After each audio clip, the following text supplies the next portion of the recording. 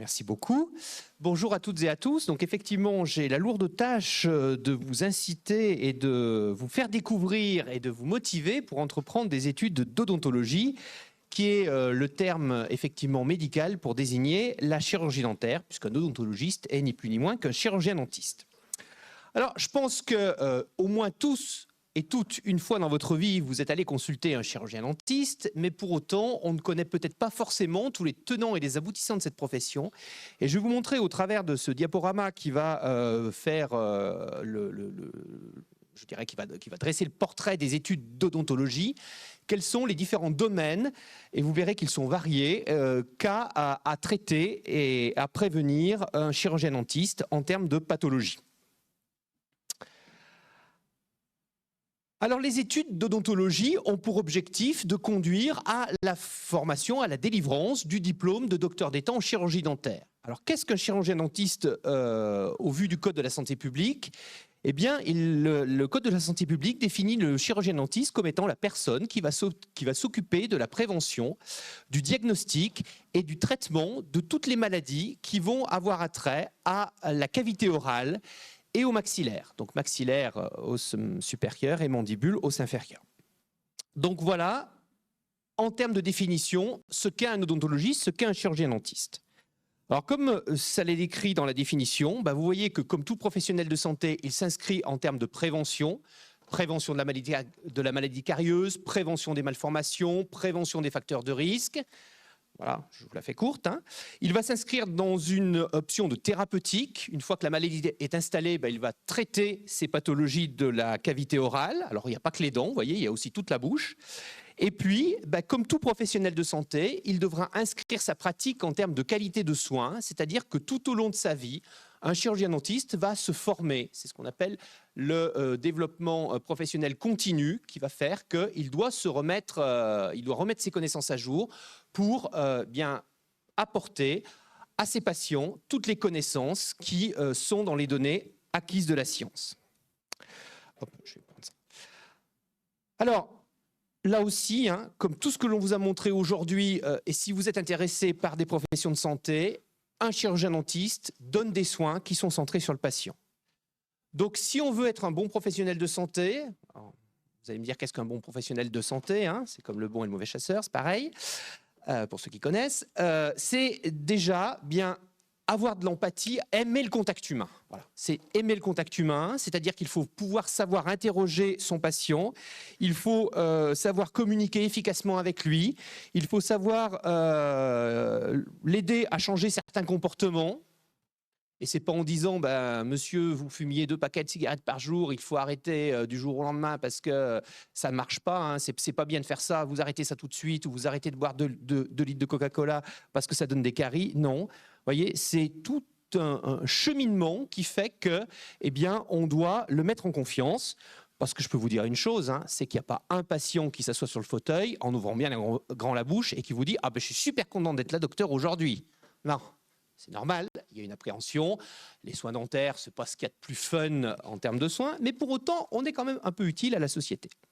Et tout ça en essayant d'adopter une approche préventive.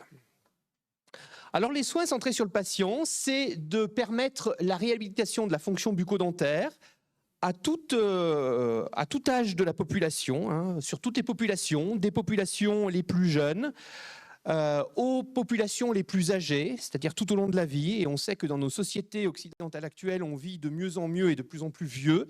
Donc effectivement, il faut qu'on puisse continuer à garder des dents pour que nos seniors puissent s'alimenter correctement sans engendrer de troubles de santé par la suite, autres que des troubles de santé bucco-dentaire.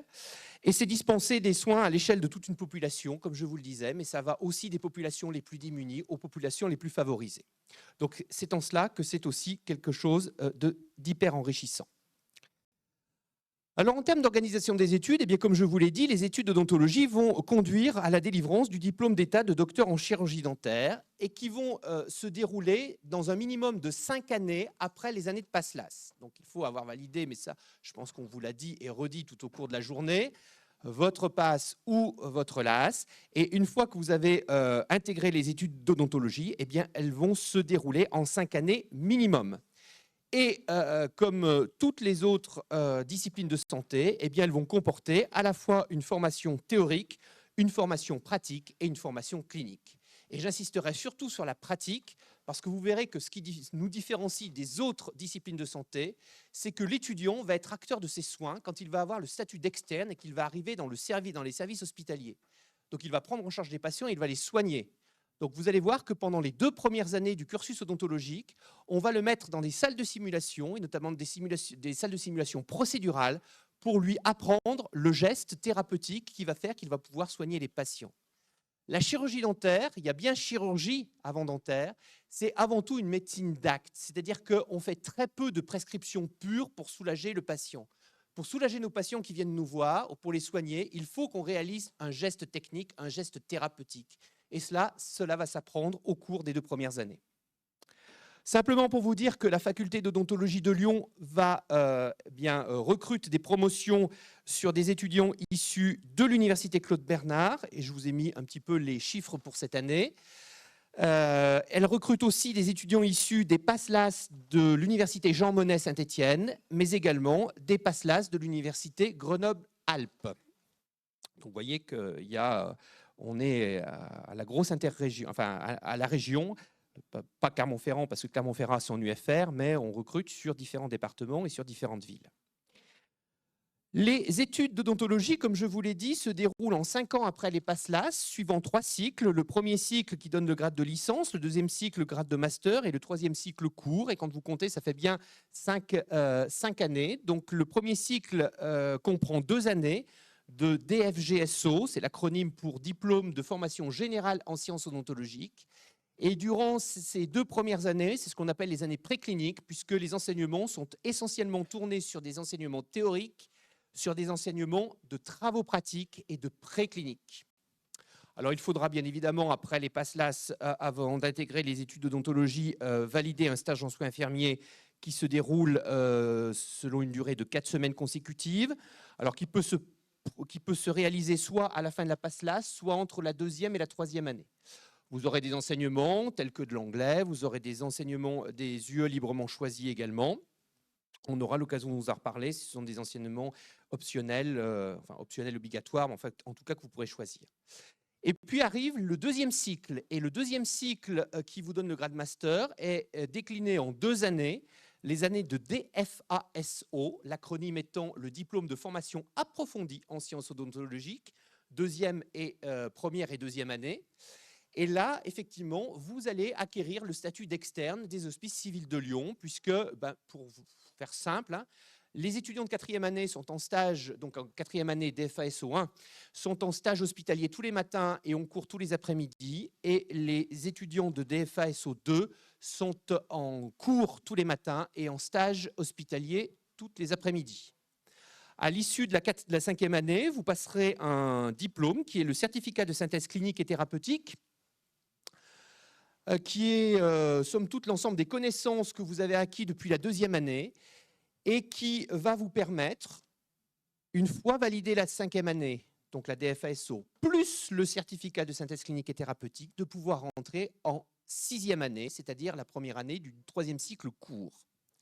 Alors ça a aussi un intérêt, ce n'est pas que pour progresser dans ses études, mais le certificat de synthèse clinique et thérapeutique, si vous le validez, en première session, ainsi que votre 5e année, eh bien, entre la 5e et la 6e année, vous pourrez commencer à faire des remplacements dans des cabinets libéraux en tant que chirurgien dentiste remplaçant. Et puis la 6e année, qui correspond au 3e cycle court, va être divisée en 2 semestres, essentiellement. Le premier semestre étant un semestre dédié à des stages hospitaliers. Alors, vous avez quelques séminaires de cours, c'est 3 semaines début septembre. Après, vous passez vos examens et vous êtes libéré. Et puis, les 2 semestres sont répartis en un semestre de stage hospitalier. Et l'autre semestre est un semestre qui est réalisé dans un cabinet dentaire sous la supervision d'un maître de stage. C'est ce qu'on appelle le stage actif et le législateur l'a créé parce que, comme vous le verrez dans l'exercice de la profession de chirurgien dentiste, 85% des étudiants qui vont sortir des études d'odontologie vont exercer à titre libéral. Et c'est justement pour que vous puissiez appréhender le monde libéral, parce qu'un cabinet dentaire, c'est comme une petite entreprise. Il y a de la gestion, de la comptabilité, du droit médical, du personnel à manager, une assistante dentaire, une secrétaire. Et c'est pour effectivement que, à l'issue de votre 6e année, vous puissiez être à l'aise avec l'exercice libéral, entre autres que le législateur a créé ce stage dit stage actif. Et puis, à la fin de la 6e année, il faudra bien évidemment soutenir votre diplôme d'État de docteur en chirurgie dentaire sous la forme d'une thèse qui est soutenue devant un jury. Ça, c'est pour le cycle court qui fera de vous des omnipraticiens, c'est-à-dire des odontologistes généralistes. Malgré tout, si vous avez des velléités de passer le concours de l'internat, qui n'est pas un internat obligatoire, c'est un concours de l'internat que vous pouvez passer alors soit à la fin de la 5e année, soit à la fin de votre 6e année, et qui va vous conduire à l'obtention de 3 spécialités. La première étant le diplôme d'études spécialisées en chirurgie orale. C'est une spécialité qui se déroule en 4 années et qui est une spécialité qui est commune avec les étudiants issus du cursus médical. Donc les étudiants qui ont passé les EDN et qui choisissent la chirurgie orale en médecine, eh bien, suivent les cours avec nos étudiants issus de la spécialité odontologie. La deuxième spécialité, c'est le diplôme d'études spécialisées en médecine bucco-dentaire, qui dure 3 ans. La médecine bucco-dentaire est un peu ce que la médecine interne est à la médecine, c'est-à-dire on va vous donner des compétences pour prendre en charge des patients souvent polymédiqués, souvent en milieu hospitalier, pour réaliser des soins sous anesthésie générale, pour traiter des cas complexes qu'on ne peut pas traiter en cabinet libéraux, en cabinet de ville. Et puis la dernière spécialité reconnue, c'est le diplôme d'État d'études spécialisées en orthopédie dentofaciale, autrement dit orthodontie. C'est une spécialité qui se déroule en 3 ans. Et comme j'anticipe un peu les questions qu'on va me poser à la fin, vous voyez qu'en 2025, au niveau national, il y avait 130 places pour toutes les universités et les facultés, 28 places dédiées à la chirurgie orale, alors pas médecine, médecine a un quota qui est à part, mais 28 places pour l'odontologie, 46 places pour la médecine bucco-dentaire et 56 places pour l'orthodontie. Je vous dis, pour être orthodontiste, il faut être dans les 60 premiers du classement, parce que ce sont les places qui sont prises en priorité. Voilà, donc si vous voulez être orthodontiste, il faut faire le cursus classique, passer à l'internat, et après, parce que j'ai toujours des questions comme ça qui me viennent. Voilà, donc j'ai répondu. Merci. Je vais passer très vite, parce que vous savez que pour intégrer la faculté d'odontologie, il faut que vous passiez obligatoirement, que vous présentiez l'UE commune MMO-K. Donc ça, je n'y reviens pas. Vous avez 2 types d'UE. Vous avez l'UE MMOK et puis l'UE Pharma. Donc vous pouvez présenter les deux, mais en tout cas, si vous ne présentez que l'UE Pharma, vous ne pourrez pas être classé pour être en MMOK. Alors la faculté d'odontologie que j'ai l'honneur de diriger se situe sur le campus de l'ANEC, la Buire, c'est-à-dire à un arrêt de métro d'ici. Et comme toute faculté, vous voyez que déjà, elle est très jolie parce qu'elle vient d'être avalée. Et puis, elle comporte un certain nombre de salles, et notamment des salles de simulation. Alors, si on parle beaucoup de simulation en santé, il faut savoir que depuis toujours, les études d'odontologie ont intégré dans leur cursus, et dès la 2e année, des salles de simulation, telles que les salles, comme vous le voyez ici. Alors, hop, je ne sais pas si... J'aurais peut-être dû pointer mon pointeur laser, comme ça. Hop. Voilà, vous voyez, il y a des salles de simulation, ici, qui mettent les étudiants en situation, qui recréent des petits cabinets dentaires, vous voyez, avec des salles qu'on appelle des salles fantômes. Pourquoi? Parce que le patient, vous voyez là, qui est un mannequin, il ouvre bien grand la bouche et il ne se plaint pas. Donc, c'est déjà plutôt pas mal pour apprendre les gestes thérapeutiques et les gestes techniques. Après, vous avez des salles on a recréé un cabinet dentaire, vous le voyez. Alors, on vous apprendra aussi à faire de la simulation, on vous apprendra tout ce qui est la chaîne d'asepsie, antisepsie. Vous avez un laboratoire de prothèses, vous avez une salle d'hygiène, prévention et de motivation à l'hygiène bucco-dentaire pour les patients. Et puis, vous avez un joli foyer étudiant. Les matières qu'on va vous enseigner sont à la fois des matières fondamentales et des matières cliniques. Alors, quand on parle de matières fondamentales, dès la 2e année, vous aurez des matières fondamentales, mais qui seront plutôt orientées cavité orale, bucco-dentaire. On va vous parler de l'histologie, ce sera plutôt l'histologie des muqueuses buccales. Vous voyez, on va L'embryologie, c'est traité en passe, on fera une petite piqûre de rappel en deuxième année. La microbiologie, bactériologie, ça sera la microbiologie générale, mais aussi orientée cavité orale. Les biomatériaux, parce qu'on est amené à mettre des matériaux en bouche pour reconstituer les dents. Enfin, vous voyez, l'immunologie, ça va être l'immunologie de la dent et de la cavité orale. Ça sera déjà un petit peu ciblé sur votre future spécialité. Et puis à côté de cela, vous aurez des matières qui sont des matières cliniques spécifiques, dédiées à l'odontologie. Et ça, je vous brosserai un portrait de toutes les matières qui constituent la pratique odontologique par la suite. Vous aurez bien évidemment des cours d'hygiène prévention, des cours de psychologie, des cours de sémiologie et de pathologie médicale. Et il faudra effectivement également que vous passiez votre attestation de formation et de la gestion de soins d'urgence niveau 1 et 2. Alors, ma mise en page s'est complètement décalée, mais ce n'est pas grave. Donc, vous allez avoir en deuxième et troisième année de l'enseignement théorique avec des matières fondamentales telles que je vous les ai décrites, mais vous aurez aussi des matières plus cliniques comme des matières prothèses. Vous devrez réaliser aussi un stage de 2 semaines dans un laboratoire de prothèses avant de passer en troisième année. Et vous aurez des matières, vous voyez, très spécifiques à l'odontologie que je vais vous décrire par la suite. Mais surtout, j'aimerais insister sur le fait que eh bien, les travaux pratiques vont prendre une place très, très importante dans votre enseignement, puisque en deuxième et troisième année, eh bien, vous allez avoir toutes ces matières qui sont traitées d'un point de vue pratique, justement pour que vous puissiez appréhender les gestes cliniques, les gestes thérapeutiques qui fera que vous pourrez prendre en charge et commencer à soigner vos patients quand vous arriverez en quatrième année.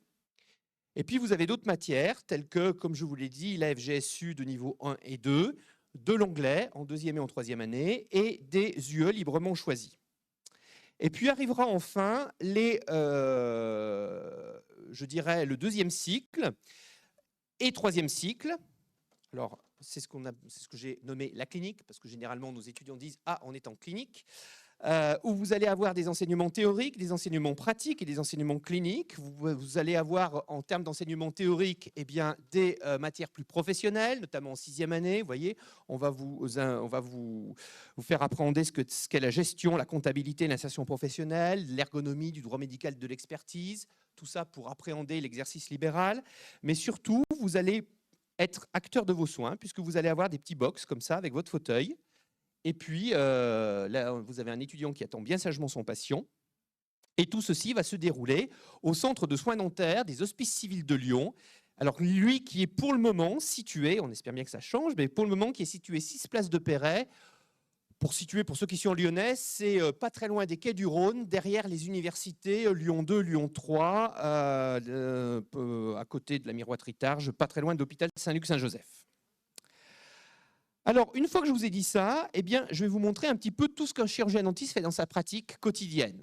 La première, alors vous voyez, vous avez un étudiant qui est en train de soigner un patient, ou une étudiante qui est en train de soigner un patient. Donc, on a une centaine de fauteuils dans le service, hein, et les patients sont traités par des praticiens, par les praticiens que nous sommes, mais également par les externes et les internes. Alors, vous serez amené à faire de la dentisterie restauratrice et endodontie. Ça va être tout ce qui va être traitement des lésions carieuses et de leurs complications, avec les traitements de dévitalisation des dents, le traitement et soins des abcès dentaires. Puis, vous voyez qu'on n'utilise plus de l'amalgame, on utilise des matériaux cosmétiques. On vous apprendra à faire de l'odontologie pédiatrique. Alors, ça sera plutôt en 5e et en 6e année, quand vous aurez l'habitude de faire quelques soins, parce que l'approche de l'enfant est particulière. On vous apprendra tout ce qui sera psychologie de l'enfant, ses problèmes dentaires d'éruption et les pathologies spécifiques de l'enfant. Et puis alors là, j'entends le « A » qui va monter de la salle, enfin j'espère, puisqu'on est avant tout une discipline chirurgicale, donc il faut aimer voir du sang, il faut aimer, merci, faire de la chirurgie. Et on vous apprendra en parodontologie à traiter tout ce qui va être maladie des tissus de soutien de la dent. En gros, c'est quand les dents se déchaussent, hein, qu'elles bougent un petit peu, voilà, et qu'elles ont une perte de leur support. Eh bien, on vous apprendra à traiter ça et on vous apprendra qu'on peut faire, par exemple, des greffes de gencives, tel que cela vous est montré sur la photo.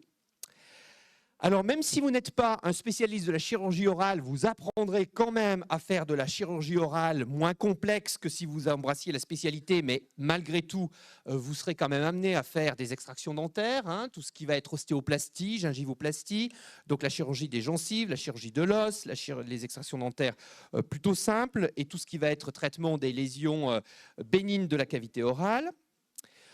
Vous serez amené aussi, parce que dans le cursus d'un odontologie généraliste, vous aurez des cours d'orthopédie dentofaciale, mais si vous voulez vraiment pratiquer cela en termes de spécialité, il faudra passer le concours de l'internat et vous apprendrez effectivement à réaligner des dents. Et puis l'odontologie prothétique, bien sûr, qui fera le cœur de votre métier pour réhabiliter alors toute partie de la dent, alors soit une petite partie de la dent, soit une couronne, soit complètement les dents. Et vous savez, là aussi, on vous apprendra à faire des bridges, des couronnes, etc. Que l'odontologie prothétique a beaucoup évolué, puisque maintenant on est à l'heure du numérique et qu'on fait des empreintes à l'aide de caméras numériques qui sont reliées à des machines-outils. Et dans notre service, les patients peuvent repartir avec leur prothèse 1 heure après.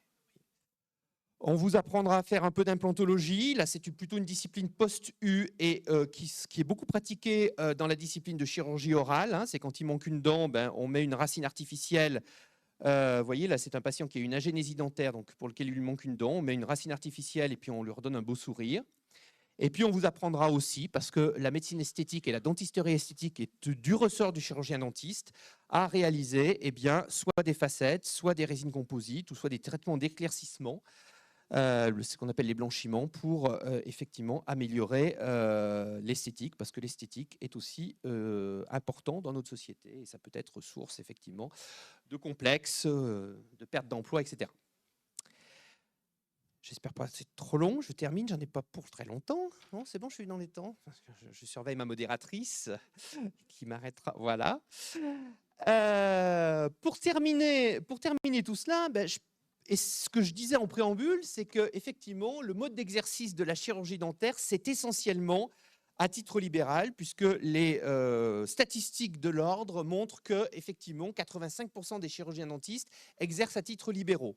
Alors, avec la féminisation un peu plus de la profession, ça a tendance à diminuer, puisque maintenant, on assiste beaucoup à des jeunes praticiens qui veulent plutôt exercer à titre salarié. Voilà. Mais ce qu'il faut savoir, c'est que l'exercice libéral reste tout de même majoritaire. Malgré tout, il y a possibilité d'exercer dans des établissements de santé publique comme praticien hospitalier, alors soit à l'hôpital public, dans des groupements hospitaliers publics ou au CHU, ou dans des hôpitaux privés, ou travailler en groupe dans des organismes de santé sociale ou dans des mutuelles. Si vous avez la volonté de devenir enseignant hospitalo-universitaire, eh bien cela est possible parce que dans les UELC que vous aurez à choisir, donc ces UE librement choisis, vous aurez la possibilité de suivre un cursus master qui est un cursus délivré pour toutes les disciplines médicales, pour les étudiants de pharmacie, pour les étudiants de médecine, de maïeutique. Si vous avez envie effectivement de cela, eh bien vous pourrez suivre un Master 1 et puis continuer par un Master 2 par la suite et puis par une thèse d'université pour entreprendre une carrière hospitalo-universitaire. Ou alors faire de la recherche. Il y en a très peu. J'ai quelques odontologistes en tête qui ont arrêté toute leur carrière hospitalo-universitaire pour se consacrer que dans des labos de recherche. Alors il y en a plus dans l'industrie. On voit beaucoup plus de chirurgiens dentistes qui rentrent dans des laboratoires recherche-développement, dans les entreprises, dans l'industrie pharmaceutique ou de dispositifs médicaux, de brosses à dents ou de choses comme ça. Comment ? Ah ben, j'ai plus que 2 diapos. Simplement pour vous dire que on vous offrira la possibilité de suivre un double cursus, puisqu'on a une convention, comme avec pharmacie, avec l'école d'ingénieurs des mines de Saint-Étienne, où vous aurez la possibilité, effectivement, de suivre un double cursus odontologiste ou chirurgien dentiste ingénieur. On a 3 étudiants qui sont dans ce parcours-là cette année, enfin depuis 2 ans maintenant. Et depuis l'année dernière, on a même, alors je ne l'ai pas mis là, mais vous aurez, si, je l'ai mis là, il y a aussi la possibilité de suivre un double cursus odontologie ENS pour intégrer l'École normale supérieure de Lyon. Alors ça, on vous donnera toutes les explications pour cela. Il faut suivre une UE spécifique en 2e année, c'est l'UE RB35. Et on a la chance d'avoir un odontologiste qui a qui a réussi le concours d'entrée à l'ENS sur le quota des médicaux. Donc vous aurez aussi cette possibilité-là de suivre également des doubles parcours. Pour terminer, les qualités requises pour exercer la profession de chirurgien dentiste, c'est d'être motivé. Et avant tout motivé, c'est d'aimer les relations humaines. C'est aimer prendre des responsabilités et aimer être décisionnaire. Et c'est également aimer travailler en équipe, puisque il n'y a pas une journée où vous n'allez pas être au contact soit de vos collègues, soit de votre assistante, ou soit de correspondants médicaux, pharmaciens, enfin médicaux, genre médecins, pharmaciens, également kinés, etc., ou médecins spécialistes. Donc voilà ce que je voulais vous dire. Et la dernière diapositive, et là je me promets, c'est fini, c'est tout simplement pour vous dire que les études sont aussi éligibles au contrat d'engagement du service public, que l'on appelle le CESP, où à partir de l'année prochaine, dès la 2e année, vous allez, en déposant votre dossier, pouvoir passer devant une commission qui retiendra, alors généralement il y a à peu près 10 places pour l'odontologie. Jusqu'à l'année dernière, on avait que 8 demandes, donc vous étiez pratiquement sûr d'être pris. Mais jusqu'à l'année dernière, c'était qu'à partir de la 4e année. À partir de l'année prochaine, ce sera à partir de la 2e année. Ce contrat fait que vous pourrez être payé durant vos études. Alors, le nombre d'années que durera vos études. Donc, si vous le souscrivez en 2e année, ben, vous serez payé 5 ans. Si vous le souscrivez en 4e année, vous serez payé 3 ans. C'est une durée d'engagement de 2 ans minimum. Et comme c'est un contrat, la contrepartie, c'est qu'à la fin de vos études, vous exerciez dans un territoire défini par l'Agence régionale de santé comme étant sous-doté en praticiens et que vous exerciez le temps durant lequel vous avez été payé pendant vos études par ce contrat. Et je vous remercie pour votre attention.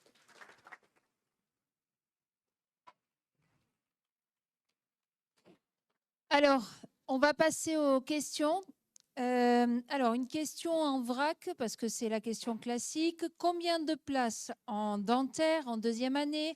Quel est le niveau requis pour rentrer en dentaire? Est-ce que c'est sélectif? Quel mineur choisir? Et quel spé choisir? Voilà, tout ça d'un coup. Alors, on m'a pas bien écouté parce que l'aspect choisir, c'est-à-dire, hop, l'aspect choisir, c'est, il faut choisir la spécialité. Ah, je pense que c'était au lycée. Les spé au lycée. Ah bah, je pense que c'est comme pour toutes les autres, les spé, hein, c'est généralement scientifique. Hein. Voilà, on a plus de chances de réussir quand on vient d'une filière scientifique qu'autre, si c'est pour ça. Oui, c'était ça, oui, je pense. Voilà. Les mineurs, est-ce qu'il y a une mineure? Non, il n'y a pas une mineure, il n'y a pas une mineure, il y a pas une mineure particulière. Hein, c'est voilà, enfin, je veux dire, voilà, c'est réparti hein, selon le décret. Il y a quelques places. Vous voyez, par exemple, hop, les places, c'est 7 places 1, 19 places 2, 3 et 31 passes. Voilà. D'accord, ok. Alors, juste, il y avait une question, mais je pense que on peut revenir dessus. C'est est-ce qu'on peut faire une rentrée en odonto avec une LAS 3? Oui, on a une étudiante qui a fait une LAS 1 droit et qui est rentrée en odontologie, tout à fait, absolument. Et en LAS 3, pardon, avoir fait une LAS 3, ce qui est écrit. Ah là, oui, parce fait, s'il y en a une LAS 1 qui est rentrée en LAS, voilà. c'est... Généralement, il faut quand même être bien classé parce qu'au prorata du nombre de places qu'il y a, vous voyez qu'on a quand même très peu de places. Généralement, c'est quand même dans le haut du classement que ça se choisit. Est-ce qu'il y a des examens chaque année? Oh, bah comme c'est original. Oui, et oui. Voilà. Et oui. Chaque année. OS1 et OS2. Voilà. Et du contrôle continu aussi dans certaines disciplines. Est-ce qu'il y a un lien avec l'école de santé des armées? Est-ce qu'il y a des Non, dentistes? malheureusement, il n'y a pas de lien avec l'école de santé des armées. Alors après, vous pouvez intégrer la réserve militaire, puisque contrairement aux pharmaciens et contrairement aux médecins, il y a des places, les ESA ont des places dans ces filières-là, même vétérinaires, je crois. Dans les IFSI aussi, mais pas en odontologie. En odontologie, non, on fait appel à la réserve militaire. Donc après vos études, vous pouvez être amené à être réserviste et ils recherchent effectivement des gens dans la réserve militaire pour plein de raisons. Déjà pour soigner leur contingent et puis parce que les odontologistes sont généralement, en termes de médecine légale, souvent réquisitionnés en cas de catastrophe naturelle, puisqu'on est amené à faire des reconstitutions faciales ou à identifier les victimes grâce à leur denture et à leur formule dentaire. Une petite question, c'est vrai qu'il n'avait pas été évoqué, mais est-ce qu'il y a un programme Erasmus? Oui, alors je ne l'ai pas évoqué effectivement. Vous aurez la possibilité, alors on vous offre la possibilité de partir en échange Erasmus en 3e année et en 6e année. Pourquoi ces 2 années? Parce que ce sont 2 années qui permettent de valider votre cursus sans trop avoir de difficultés il y a tellement de disparités entre les universités et les facultés d'odontologie au niveau de l'Europe. Si on vous laisse partir en 4e ou en 5e année, le risque, c'est que vous ne soignez aucun patient. Et il y a pas mal de facultés et d'universités qui n'offrent pas la possibilité en Europe de pouvoir prendre en charge des patients. Nous, on a quand même la chance en France, et particulièrement à Lyon, parce qu'à Lyon, on a le volume de stages horaires qui est un des plus importants au niveau national, quand je regarde avec mes collègues doyens. Donc effectivement, vous avez la possibilité d'exercer, et c'est bien pour un futur professionnel de santé d'avoir quand même soigné sous la supervision des seniors et des enseignants un certain nombre de patients avant de terminer vos études. Donc effectivement, on vous donnera la possibilité de partir en 3e et en 6e année, mais bien évidemment. Ok. Alors justement, par rapport au lien entre les diplômes avec l'étranger, France, étranger, comment ça se passe? Est-ce que le diplôme français est reconnu à l'étranger? Est-ce qu'on Oui. peut commencer en France et finir à l'étranger? Et est-ce qu'on peut commencer à l'étranger et finir en France? Alors, non. Non, on ne peut pas commencer à l'étranger. On a pris une position très claire, hein, c'est-à-dire que nous, notre place, il est limité. Vous voyez qu'on ne peut pas ouvrir comme on le voudrait un nombre de places plus important, parce que déjà, on manque de ressources humaines, et puis on manque d'infrastructures, puisque vous voyez qu'on a un service hospitalier de 100 fauteuils qui permet effectivement à chaque étudiant d'avoir son propre fauteuil et ses propres soins sur patient. La politique qu'a toujours soutenu Lyon et que je soutiendrai, c'est que je ne veux pas ouvrir les vannes à plus que faire baisser la qualité des soins qu'à Lyon, la qualité des soins certes, mais la qualité de l'enseignement que l'on donne aux chirurgiens dentistes qui sortent de l'université Claude Bernard, parce que je peux vous dire que leur qualité de soins est vraiment reconnue au niveau national. Donc effectivement, quand vous commencez à l'étranger, malheureusement, vous terminerez à l'étranger. Okay. Alors la question portant sur Erasmus a été reposée, mais cette fois-ci, c'est quels pays sont en lien avec la faculté d'odontologie? Alors, il y a la Belgique, il y a de mémoire, il y a la Belgique, il y a l'Espagne, il y a l'Italie, il y a le Portugal, il y a l'Allemagne, je crois, l'université de Prague également. Voilà. J'ai fait un peu tout. Alors, une question c'est quoi la différence entre un orthodontiste et un stomatologue? Ouh là là, la stomatologie n'existe plus. C'était une filière médicale qui a été remplacée par la chirurgie orale et le dentiste. Voilà. Et l'odontologiste. Le stomatologue est un chirurgien dentiste spécialisé en chirurgie orale, voilà, mais qui venait de la filière médicale. Donc, stomatologie, ça n'existe plus. C'est d'anciens reliquats, je dirais, de spécialité médicale. Maintenant, on est qualifié en chirurgie orale. Alors, médecin qualifié en chirurgie orale ou odontologie qualifié en chirurgie orale. Le stomatologue faisait plus de chirurgie que des soins dentaires courants. Voilà. Alors, il y a une question qui est peut-être en lien avec ça, c'est est-ce qu'on peut avoir fait médecine, devenir chirurgien et passer en dentaire pour être chirurgien oral? Alors, déjà, ça n'a pas beaucoup d'intérêt parce que si vous venez de la filière médicale, il suffit aux EDN de postuler pour la filière chirurgie orale. Ça, c'est une première chose. Donc, ça n'a pas beaucoup d'intérêt de faire médecine pour faire, après, sauf si on n'est pas bien dans ses études. Et à ce moment-là, il y a toujours les dispositifs passerelles qui permettent effectivement d'entreprendre des études de chirurgien dentiste, hein, de chirurgie dentaire. Alors, par exemple, moi, j'ai eu l'inverse, c'est-à-dire que moi, j'ai un étudiant qui a terminé son cursus odontologie et qui a passé la passerelle pour être médecin. Il a été recruté à la faculté de médecine Lyon-Est pour avoir, parce que son rêve, c'était de devenir chirurgien maxillofacial, parce que j'en ai pas parlé, mais la chirurgie maxillofaciale est purement une discipline médicale. Et je pense qu'il fera, s'il y arrive, un excellent chirurgien maxillofacial, parce qu'un chirurgien maxillofacial qui a fait la filière odontologie avant, avec tout les connaissances qu'il a complémentaires, ça sera, je pense, quelqu'un de... Voilà, qui sera très valable. Mais ça n'a pas beaucoup d'intérêt de faire médecine pour faire odontologie, sauf si on n'est pas bien dans son cursus médical, oui, effectivement. Il y a possibilité de rejoindre des études. Et alors, il y a des questions un petit peu plus tournées vers l'aspect financier. Ça coûte combien? Alors, combien on gagne quand on est dentiste? Ça coûte combien de s'inscrire à la faculté d'odontologie? Et est-ce que, vu tout le matériel qui est cité, est-ce qu'on doit payer son propre matériel? Alors oui, hormis les boursiers, vous devez quand même acheter, effectivement, voilà, on essaie de réduire les coûts au maximum, mais il y a quand même du matériel à acquérir et à acheter. Effectivement, en deuxième et troisième année, il faudra prévoir à peu près 2 000 € de matériel, voilà, pour les 2 ans, qui sont un matériel que vous pourrez conserver par la suite, hein. Enfin, voilà, et puis les boursiers, bah, le matériel est complètement fourni.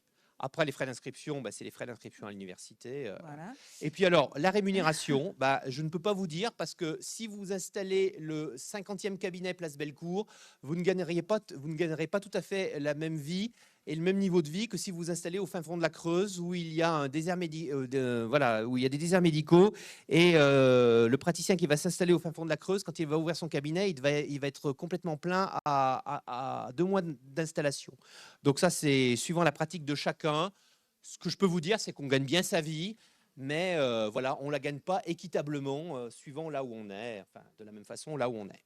Et alors la dernière question, parce que on l'a posée régulièrement, est-ce que les boîtes à colle sont utiles pour faire odontologie? Pas plus que pour les autres filières. Vous avez un tutorat qui est exceptionnel sur les sites de Lyon-Est et de Lyon-Sud. Donc, je vous encourage à suivre le tutorat pour la bonne et simple raison, et ça, on vous aura l'occasion, on vous en a parlé, je pense, en début de séance, et on vous en reparlera encore à la fin, c'est que le tutorat travaille avec nous enseignants. Moi, je corrige des cols de tutorat, je réponds à des forums de tutorat, ce que les boîtes à colle ne font pas. Voilà.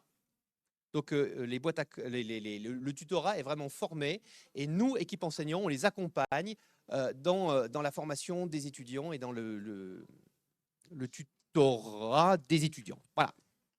Merci beaucoup.